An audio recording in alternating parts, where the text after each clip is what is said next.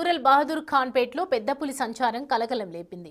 పొలంలో పెద్ద పులి సంచరిస్తున్నట్లు గుర్తించిన స్థానిక రైతులు అటవీ శాఖ అధికారులకు సమాచారం ఇచ్చారు. ఘటనా స్థలానికి చేరుకున్న అధికారులు పెద్ద పులి పాదముద్రలు గుర్తించి పెద్ద పులి జాడ కోసం ట్రాక్ చేస్తున్నారు. పెద్ద పులి సంచరిస్తున్నందుకు పొలాలకు వెళ్లే రైతులు ఒంటరిగా వెళ్లొద్దని అధికారులు హెచ్చరికలు జారీ చేశారు.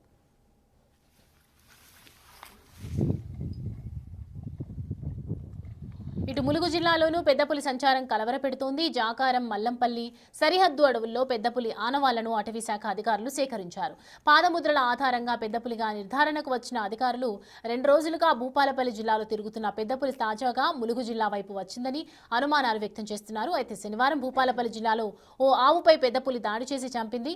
పాదముద్రల ఆధారంగా పెద్దపులిని అధికారులు ట్రాక్ చేస్తున్నారు. మరోవైపు 2 జిల్లాలకు చెందిన అటవీ ప్రాంతాలలో పెద్దపులి సంచరిస్తుండటంతో శివారు గ్రామాల ప్రజలు భయాందోళనకు గురవుతున్నారు.